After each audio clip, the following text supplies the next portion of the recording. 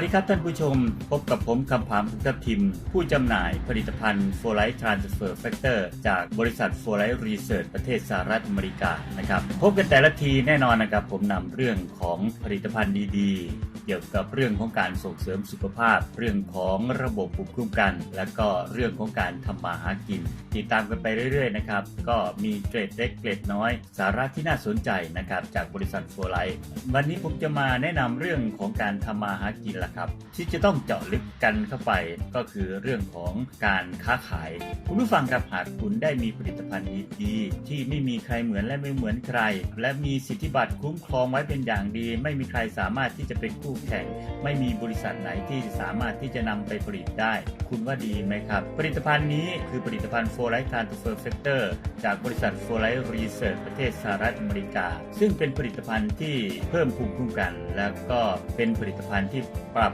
สมดุลให้กับระบบภูมิคุ้มกันความสำคัญของระบบภูมิคุ้มกันระบบภูมิคุ้มกันคือระบบที่คอยปกป้องร่างกายของสิ่งที่มีชีวิตให้ห่างไกลจากเชื้อโรคและสิ่งแปลกปลอมอื่นๆรวมถึงการกำจัดการติดเชื้อกำจัดเซลล์ที่เจริญเติบโตผิดปกติซึ่งจะก่อให้เกิดกลายเป็นมะเร็งในที่สุดนะครับอันนี้คือระบบภูมิคุ้มกันนะครับการเจ็บป่วยทุกอย่างนะครับขึ้นอยู่ที่ระบบภูมิคุ้มกันเมื่อระบบภูมิคุ้มกันดีคุณก็จะมีร่างกายที่แข็งแรงถ้าหากว่ามีผลิตภัณฑ์ใดผลิตภัณฑ์หนึ่งสามารถที่จะเพิ่มภูมิคุ้มกันได้อย่างมากมายมันจะต้องเป็นผลิตภัณฑ์ที่ขายดีแน่นอนนะครับผลิตภัณฑ์ Folite Transfer Factor Plus สามารถเพิ่มภูมิคุ้มกันได้ 437% นะครับ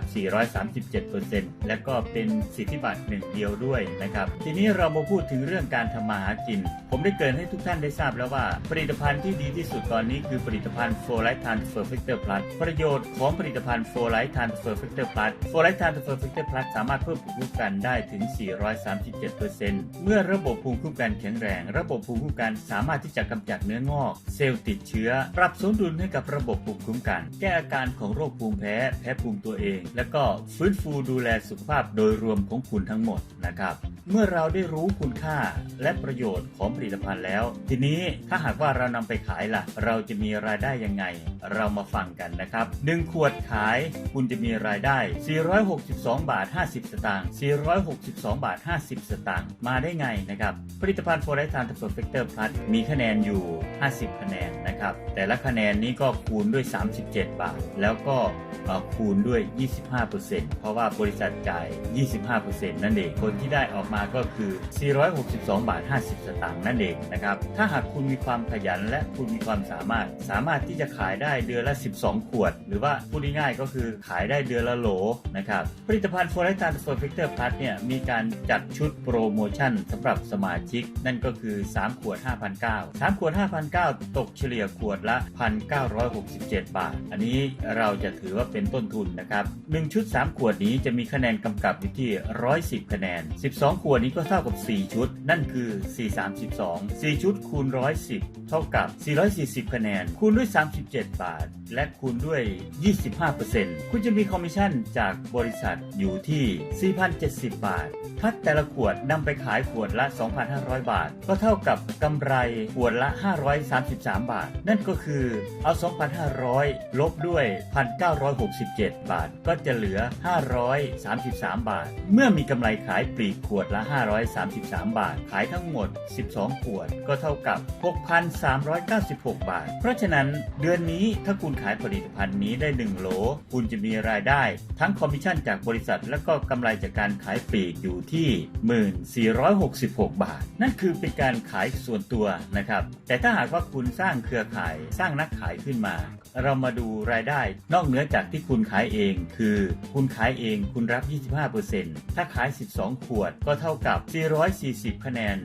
440คะแนนคูณ37 บาทคูณ 25% เท่ากับ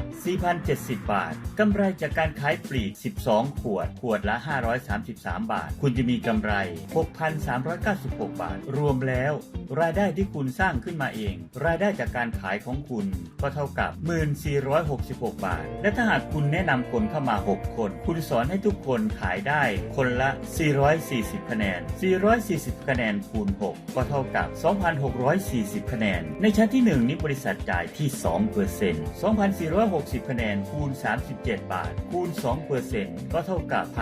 1,953 บาทสำหรับชั้นที่1นะครับและ6คนจากชั้นที่1หาสมาชิกใหม่คนละ36 เท่ากับ36คนชั้นที่2เนี่ยบริษัทจ่าย 5% แน่นอนทุกคนขายคนละ440คะแนนก็เท่ากับ440คูณ36เท่ากับ 15,840 คะแนน 15,840 คะแนนคูณ37 บาทคูณ 5% เท่ากับ 29,304 บาทที่คุณจะได้จากชั้นที่2เมื่อเขาสามารถขายผลิตภัณฑ์ได้440คะแนนในแต่ละเดือนถ้าหากว่าชั้นที่3ขายล่ะชั้นที่3เนี่ยบริษัทจ่าย 12% ในตำแหน่ง Presidential Diamond 36หาคนละ6ก็เท่ากับ216 440คะแนนคูณ216เท่ากับ 95,040 คะแนน 95,040 คะแนนคูณ37 บาทคูณ 12% เท่ากับ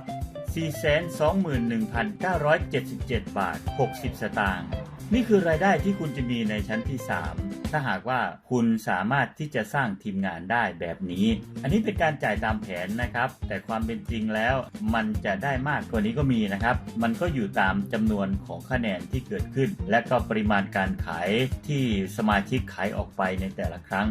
นะครับ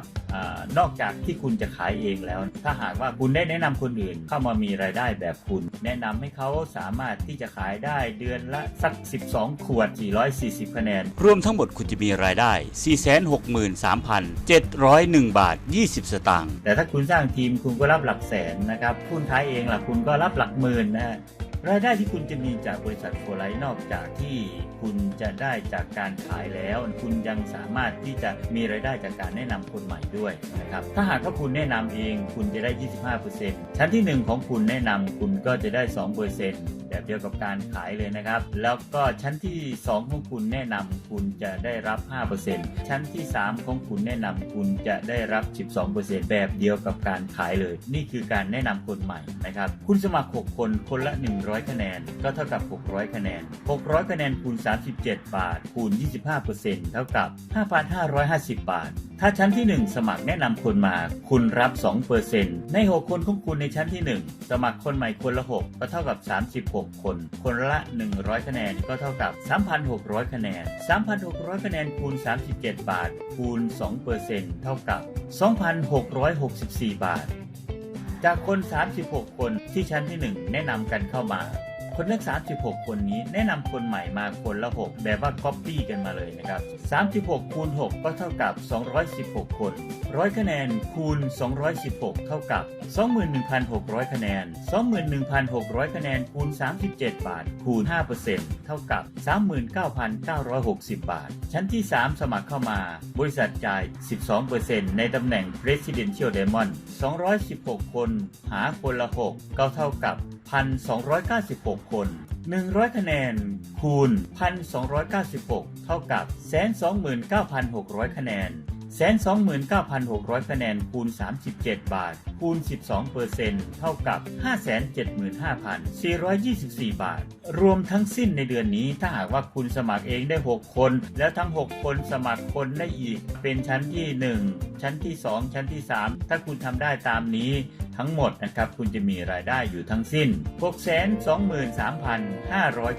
623,598 บาทนี่เป็นรายได้จากการแนะนำคนใหม่นะครับซึ่งเมื่อคุณสมัครเข้ามาคุณก็รับ 25% และถ้าหากว่าสมาชิกแนะนำเข้ามาคุณก็จะได้คอมมิชชั่นตามซึ่งจะมีเปอร์เซ็นต์การรับเป็นชั้นๆตามแบบแผนของ Unit Level นะครับนอกจากการขายการสมัครแนะนำคนใหม่เข้ามาแล้วรายได้ที่คุณจะได้รับอีกทางหนึ่งนะครับนั่นก็คือรายได้จากแผนการจ่าย Unit Level ซึ่งมีทั้งหมด10ชั้นแล้วก็ลึกลงไม่มีจำกัดนะครับตามแผนการจ่ายของบริษัทโฟไลท์นั่นคือทุกคนจะมียอดธุรกิจขั้นต่ำ100คะแนนในทุกๆเดือนซึ่ง100คะแนนนี้ก็จะมาคำนวณเป็นส่วนแบ่งรายได้ให้กับคุณ นะครับชั้นที่1บริษัทจ่าย 2% 100คะแนนคูณ6ก็เท่ากับ600คะแนน600คะแนนคูณ37บาทคูณ 2% เท่ากับ444บาทในชั้นที่2นี่จ่ายมากนะครับ 25% เป็นชั้นที่ทำเงินสำหรับสมาชิกที่ทำธุรกิจโฟร์ไลท์เลยแหละนะครับหลังจากที่คุณช่วยชั้นที่1ให้มีชั้นที่2นะครับพอชั้นที่2เนี่ยยิ่งมีมากเท่าไหร่คุณก็จะมีรายได้มากเท่านั้นนะครับ66ชั้นที่2คุณจะมีอยู่36คน100 LP คูณ36เท่ากับ 3,600 LP 3,600 LP คูณ37บาทคูณ 25% คุณจะมีรายได้จากชั้นที่2นี้เท่ากับ 33,300 บาทและในชั้นที่3บริษัทจ่ายที่ 12% ในตำแหน่ง Presidential Diamond 36คูณ6เท่ากับ216 100คูณ216เท่ากับ 21,600 คะแนน 21,600 คะแนนคูณ37บาทคูณ 12% เท่ากับ 39,960 บาทรวมแล้วในเดือนนี้ถ้าหากว่าในทีมงานของคุณทำได้อย่างนี้คุณก็จะมีรายได้ทั้งสิ้น 73,704 บาทและนอกจากนี้นะครับประโยชน์อีกอย่างที่คุณจะได้รับนั่นก็คือการสมัครเป็นสมาชิก Royalty โปรแกรมสะสมคะแนนเป็นโบนัสพิเศษสำหรับสมาชิกที่สั่งซื้อเป็นประจำในทุกๆเดือนนะครับเมื่อคุณสมัครเป็นสมาชิกผู้สั่งซื้อประจำในชื่อว่า Royalty แล้วซึ่งโปรแกรมนี้จะมีการซื้อขั้นต่ำก็คือ100คะแนนแบบเดียวกับการรักษายอดนั่นแหละครับคุณสามารถที่จะเอายอด100คะแนนของทุกเดือนที่คุณรักษายอดเนี่ยมาใส่ในโปรแกรม Royalty ประโยชน์ทั้งหมดนะครับมีอยู่3อย่างด้วยกันอย่างที่1คือคะแนนสะสมแน่นอนคุณได้เลยนะครับ 15% จากคะแนนที่คุณสั่งซื้อในบินนะครับคะแนนที่คุณสะสมได้ในแต่ละเดือนยกตัวอย่างเช่นถ้าคุณซื้อผ่านโปรแกรม Royalty ที่125 LP 15% ของ125 LP นั่นก็คือ 18.75 คะแนนหรือถ้าหากว่าคุณซื้อโปรแกรม Royalty ทั้งหมด400คะแนน400คะแนนนี้คุณก็จะมีคะแนนสะสมที่60คะแนนเห็นไหมครับมันจะต่างกันตามคะแนนที่ซื้อนะครับซื้อมากก็ยอดคูณของ 15% นั้นก็สูงนะครับคะแนนที่คุณสะสมได้คุณสามารถนำเอาไปแลกสินค้าฟรีในสินค้าที่คุณต้องการนะครับคุณจะนำไปใช้แบบฟรีๆหรือจะนำไปขายเป็นเงินก็ได้ข้อที่2ถ้าคุณซื้อ Royalty เกิน125 LP ในแต่ละเดือนติดต่อกัน2เดือนคุณก็จะมีสินค้าแถมและถ้าเกิดว่าคุณซื้อทุกเดือน125 LP คุณก็จะได้สินค้าแถมทุกเดือนนะครับคุณจะนำไปใช้แบบฟรีๆหรือจะนำไปขายเป็นเงินก็ได้ 3. คะแนนที่คุณซื้อในโปรแกรม Royalty สามารถที่จะใช้เป็นยอดคะแนน100 LP ต่อเดือนของคุณได้นะครับและส่วนที่เกินจาก100คะแนนคุณก็จะได้รับคอมมิชชั่น 25% ตามปกตินะครับการทำเงินในธุรกิจโฟร์ไลท์นั้นมีมากมายหลายช่องทางจริงๆคะแนนที่ได้มานะครับไม่ว่าจะเป็นคะแนนขายคะแนนส่วนตัวคะแนนแนะนำซึ่งทั้งหมดเนี่ยที่เป็นคะแนนเนี่ยก็จะคำนวณเป็นรายได้ของคุณทั้งหมดนะครับและนอกจากนี้คุณยังสามารถที่จะสร้าง Builder Bonus ได้อีกต่างหากนะครับ Builder Bonus เนี่ยเป็นโบนัสของคนขยันและคนเอาใจใส่ติดตามทีมงานนะครับติดตามทีมงานยังไงนะครับนั่นก็คืออย่างเช่นเมื่อคุณสมัครเข้ามาใหม่คุณมีตำแหน่ง Builder นะครับ Builder นี่คุณก็แนะนำ3คนนะครับให้คุณมีสมาชิกที่สมัครโปรแกรม Royalty ติดตัว3คนนะครับแล้วก็รวมคะแนนในชั้นที่1ของคุณทั้งหมดแล้วก็คะแนนของตัวคุณด้วยรวมแล้วให้ได้600คะแนนคุณก็จะได้รับโบนัส 1,850 บาทคุณสามารถที่จะช่วย3คนเนี่ยให้ทำแบบคุณนะครับเมื่อทั้ง3คนทำได้แบบคุณก็จะได้รับ Builder Bonus เพิ่มขึ้นนั่นคือ 7,400 บาทนะครับและถ้าหากว่าคุณช่วยคนทั้ง3คนนี้สามารถที่จะรับ 7,400 บาทได้คุณก็จะได้รับ Builder Bonus อีกเพิ่มอีกเป็น